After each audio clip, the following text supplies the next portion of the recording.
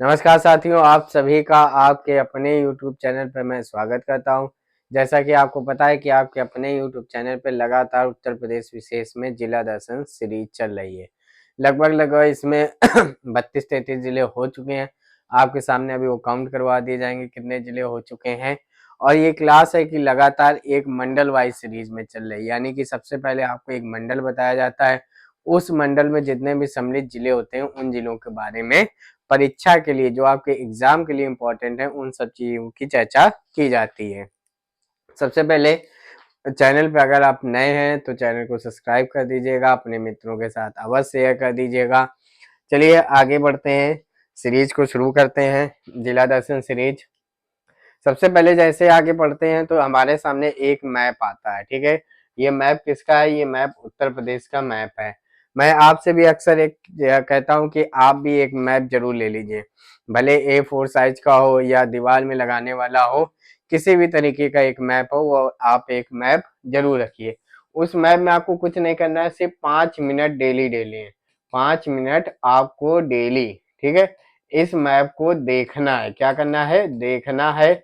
और देखना क्या है कि पूरे के पूरे जो 75 जिले हैं उनको देखना है, ठीक है ना। देखना क्यों? क्योंकि वर्तमान समय में जिस हिसाब से एग्जाम पैटर्न बदला हुआ है, तो उसमें आपने देखा होगा इस तरीके के प्रश्न पूछे जाते हैं कि उत्तर से दक्षिण लगाएं, पूरब से पश्चिम लगाएं, इस तरीके के प्रश्न पूछे जाते हैं। तो ये प्रश्न आपको कोई भी नहीं पढ़ाएगा, ये प्रश्न लगातार जब आप मैप देखेंगे तभी आपको अच्छे से आ पाएगा।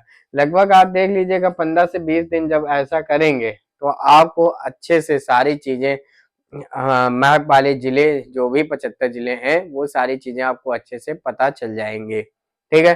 जैसे आपसे कोई पूछे मेरठ कहाँ है, तो किसके ऊपर है, किसके नीचे, किसके बाएं है, इधर देखिए शाहजहांपुर कहाँ पे है, बलिया कहाँ पे है, आपसे पूछे कोई संत कबीर नगर कहाँ पे है, इस तरीके से कोई भी जिले आपसे पूछे तो आपको पता होना चाहिए, ठीक है। वर्तमान समय में जैसे मैंने आपको शुरुआत में बताया कि सबसे पहले हम लोग एक मंडल लेते हैं, उस मंडल में सम्मिलित जिलों के बारे में हम लोग चर्चा करते हैं। जैसे हमारा ये सहारनपुर मंडल हो चुका है, इसमें जिले कितने हैं? 3 है। मुरादाबाद मंडल हो चुका है, इसमें कितने जिले हैं? 5 हैं। बरेली मंडल कंप्लीट हो चुका है, इसमें 4 जिले हैं। लखनऊ मंडल आपका कंप्लीट हो चुका है, इसमें 6 जिले हैं, ठीक है ना। देवी पाटन मंडल जिसका मुख्यालय गोंडा में है, ये भी कंप्लीट हो चुका है, 4 है, ठीक है। संत बस्ती मंडल भी हो चुका है, जिसमें आपके 3 जिले शामिल है।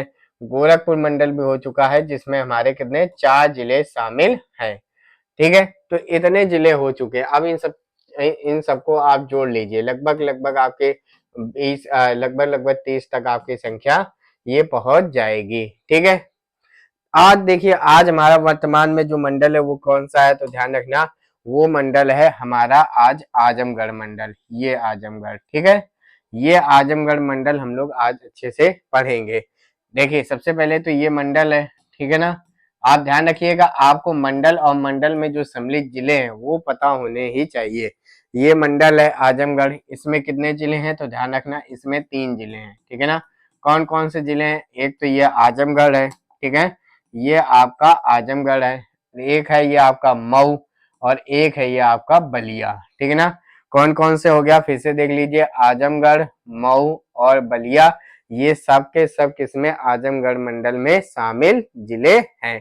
तो इसी हिसाब से हमारा मैप चल रहा है। देखिए ऐसे हम लोग पहले आए, फिर हम लोग ऐसे गए, ठीक है ना। इसी तरीके से जाते जाते हम लोग इस तरीके से आगे बढ़ते हुए चलेंगे, ठीक है।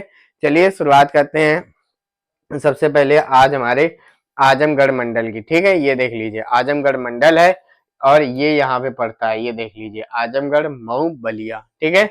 चलिए शुरुआत करते हैं। ये चीजों के बारे में बता चुके हैं क्या कि यह एक मंडल है, आजमगढ़ मंडल, यह एक मंडल है। मंडल में आप समझिए कौन बैठता है, तो बैठता है मंडला आयुक्त, ठीक है ना। मंडला आयुक्त बैठता है, ये एक IAS होता है, यानी इन मंडल का हेड होता है, 3 जिलों का ये हेड होता है, ठीक है। मंडल मुख्यालय इसका क्या है? आजमगढ़ है, ठीक है। इसमें 3 जिले शामिल है आजमगढ़ मंडल में। ये पूछा जाता है कि ये जिले किस मंडल में है या इस मंडल में कितने जिले हैं, तो आपको पता होना चाहिए आजमगढ़, मऊ और बलिया इसमें सम्मिलित जिले हैं, 3 जिले, ठीक है। चलिए आगे बढ़े।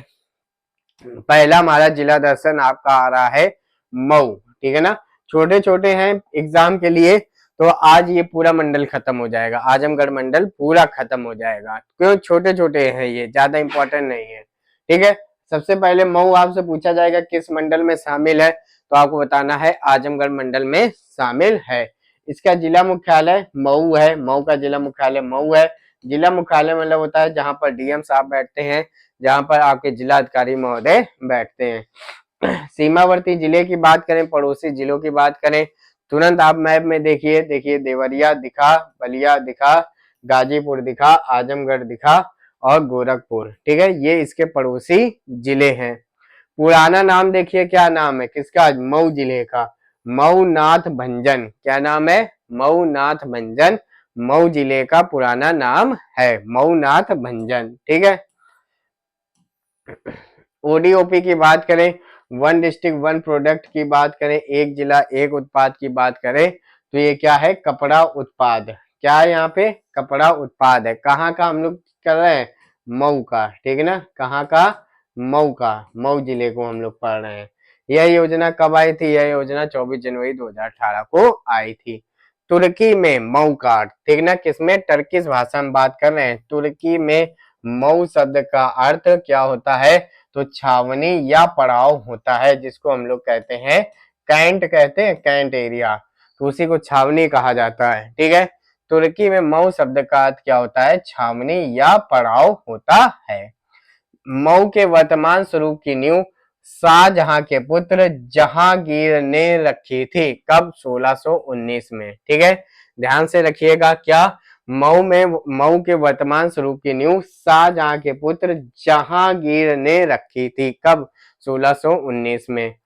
मऊ के मधुबन में हर्षवर्धन का अभिलेख प्राप्त हुआ है, कहाँ पे, ऐसे ही आएगा क्वेश्चन कि हर्षवर्धन का अभिलेख कहाँ पर प्राप्त हुआ है, तो ध्यान रखना वो मऊ के मधुबन में प्राप्त हुआ है, ठीक है।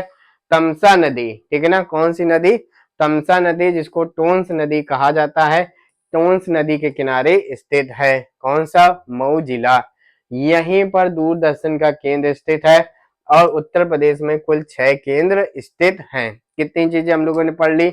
सबसे पहले मऊ शब्द का अर्थ समझ गए, कैंट होता है, मऊ का वर्तमान स्वरूप जहांगीर के द्वारा रखी गई, मधुबन में वहां के हर्षवर्धन का अभिलेख प्राप्त हुआ है, तमसा नदी के किनारे स्थित है, यहीं पर दूरदर्शन का केंद्र भी स्थित है। दूरदर्शन के केंद्र उत्तर प्रदेश में कुल 6 जगह स्थित है।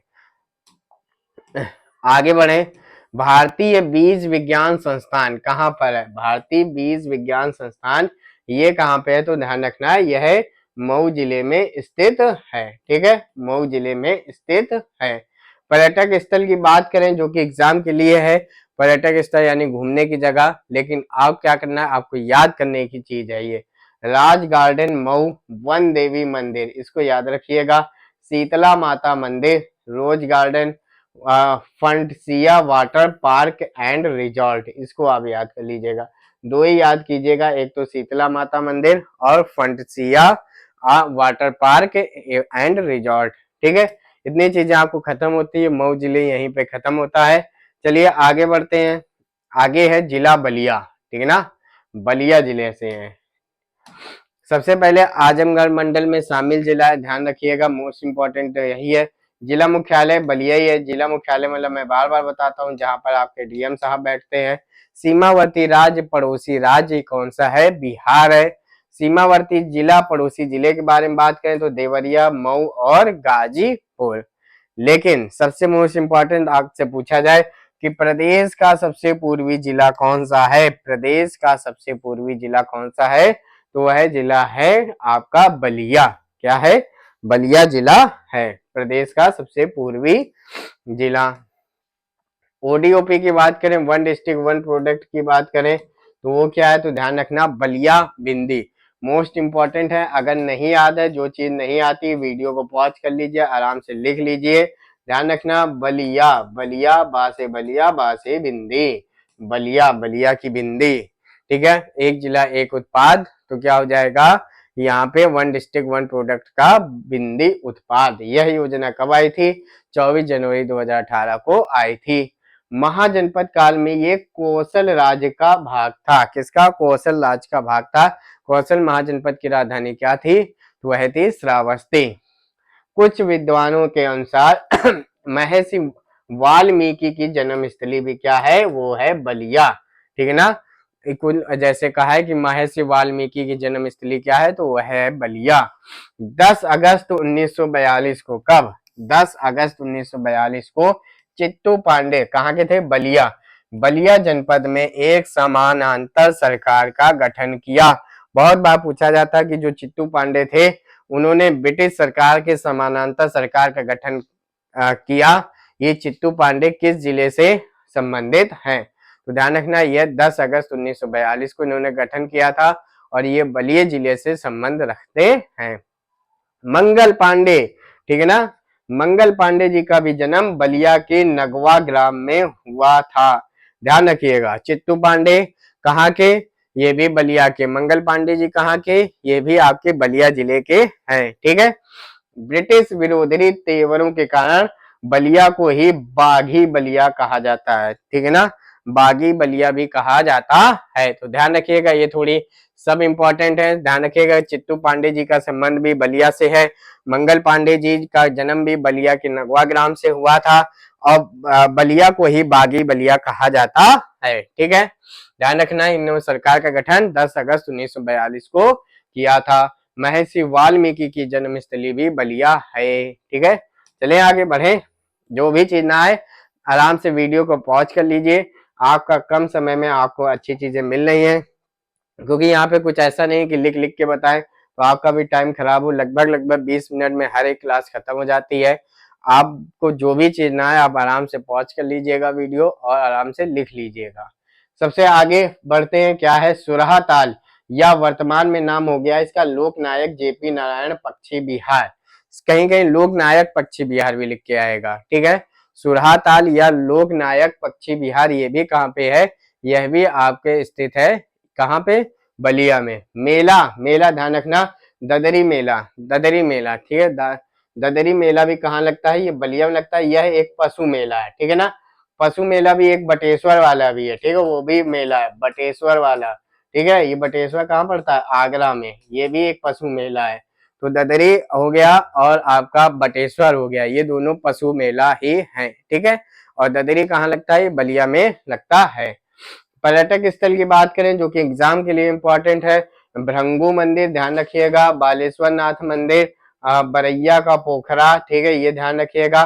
कामेश्वरम धाम, पराशरम मुनि आश्रम, देवकुली धाम। तो याद करने वाले वर्तमान समय में सबसे पहले भृंगु मंदिर, बरैया का पोखरा और पराशरम मुनि आश्रम, ये कहाँ पे? ये बलिया में है। जब ये 3 याद हो जाए फिर आप आगे बढ़िएगा। ठीक है, सारी चीजें आपको अच्छे से बताई जा रही हैं। ठीक है, चलिए आगे बढ़ते हैं। आगे क्या है? ध्यान रखना, जिला दर्शन आजमगढ़। ठीक है ना? क्या आता है आपका? जिला दर्शन आजमगढ़। ध्यान रखिएगा, मोस्ट इंपॉर्टेंट है ये सारी चीजें। जो भी चीज आपको ना आ रही आराम से लिख लीजिएगा। छोटे छोटे जिले थे इसलिए पूरा मंडल खत्म किया जा रहा है। सबसे पहले आजमगढ़ मंडल में ही शामिल जिला है आजमगढ़। जिला मुख्यालय आजमगढ़, जहां पर डीएम साहब बैठते हैं। सीमावर्ती जिले की बात करें, मऊ, गाजीपुर, जौनपुर, सुल्तानपुर, अंबेडकर नगर, संत कबीर नगर और गोरखपुर। ठीक है, ये इसके पड़ोसी जिले हो गए। ध्यान रखिएगा, ये भी तमसा या टोंस नदी के किनारे स्थित है, जैसे कि मऊ शहर स्थित था। ठीक है, इस चीज को ध्यान रखिएगा, तमसा या टोंस नदी के किनारे शहर स्थित है कौन? आजमगढ़। चलें बढ़े आगे। 1 डिस्ट्रिक्ट 1 प्रोडक्ट बेहद इंपॉर्टेंट है आजमगढ़ का। वैसे आपको लगभग पूरे याद होने चाहिए। ठीक है ना? कुछ लोग सोचेंगे अरे पूरे क्यों याद करवा रहे? पूरे ही भैया याद होने चाहिए। 75 के 75 है, एक दिन में भी 5 याद करेंगे तो 15 दिन में आराम से अच्छे से याद हो जाएगा।